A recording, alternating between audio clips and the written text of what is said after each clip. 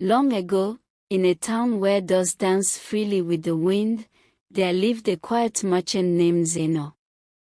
He was not the richest, nor the loudest, but his eyes always followed the road that led beyond the hills, the road no trader liked to take, because it carried stories of delay, loss, and long waiting.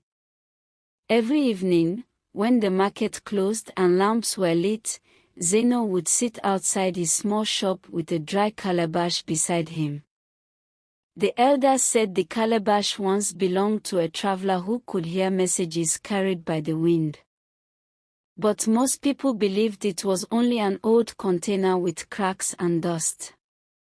One night, as Zeno sat counting the little money he had saved, the wind passed gently through the calabash and made a soft sound, like a whisper.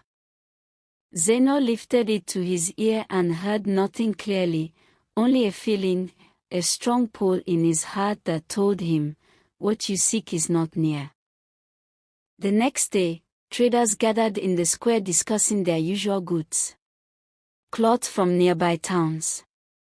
Tools made by local hands. Nothing new. Nothing risky. When Zeno spoke of sending money across the hills to bring unfamiliar goods, laughter followed him like stubborn flies. "Why chase the wind?" one trader asked. "Because the wind knows places our feet have never touched," Zeno replied. That night, Zeno tied his savings inside the old calabash and placed it in the hands of a caravan master who was brave enough to cross the hills. As the caravan disappeared into the distance, fear crept into his chest, but the whisper of the wind still echoed in his heart. Days passed. Then more days. Then the kind of days that test even the strongest hope. People shook their heads when they saw Zeno sweeping his empty shop every morning. "The wind has eaten your calabash," they said. But Zeno only smiled, because deep inside, he felt that journeys that matter never rush back. In the center of the town was a place called the Market of Waiting Hearts. It was where traders went when business was slow and hopes were tired. They sat there, sharing stories of losses and small victories, reminding each other that trade was never meant for the impatient. Zeno often sat there quietly, listening. One old woman, known for her wisdom, once told a story. "Long journeys test not only your money, but your spirit. Many lose profit not because the goods fail, but because their courage runs out before the goods return." Zeno carried those words like medicine in his pocket. Every evening, he returned to his shop, arranging shelves for goods that were not yet there. Some thought he was foolish, preparing for things unseen.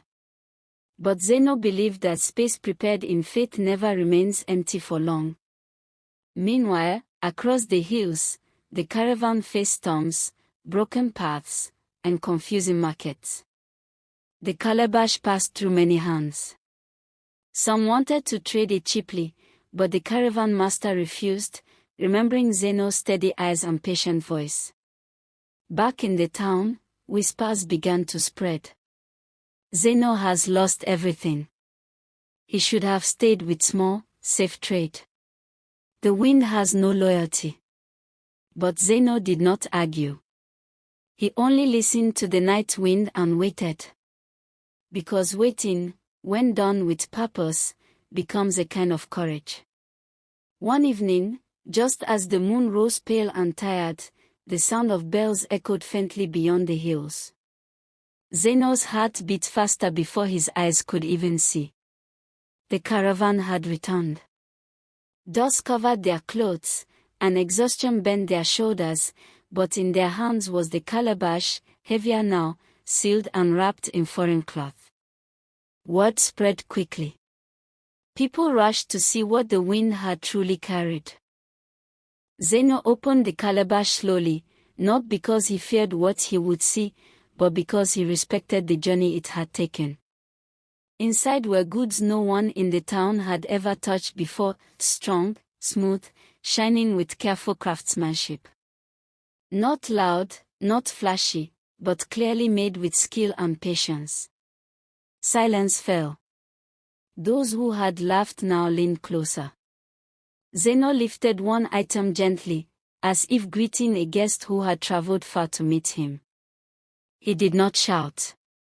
He did not boast. He simply arranged the goods neatly on his shelves, the same shelves he had been cleaning every day in faith. By morning, customers filled his shop. Not because of noise, but because quiet success always attracts curious eyes.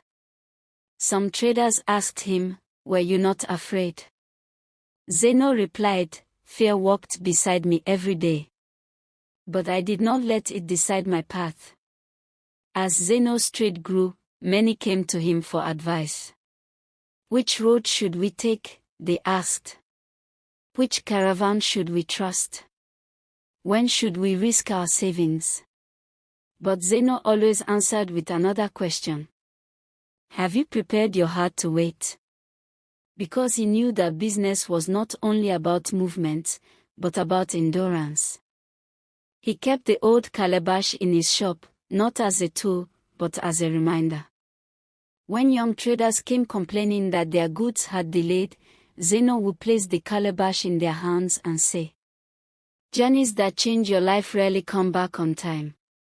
Slowly, the town learned that growth is not loud at the beginning. It arrives quietly, wrapped in patience, tested by distance, and rewarded by courage. And so, my people, this is how fortune truly travels. Not by haste. Not by fear. But by steady steps and waiting hearts. Those who trust the wind, but prepare for its delay, will always receive more than they sent. If you wish to hear more stories of journeys and returns, and see what life has to offer next, stay with me on this path. For every box we unbox has a story. And every trader must first believe before he sells.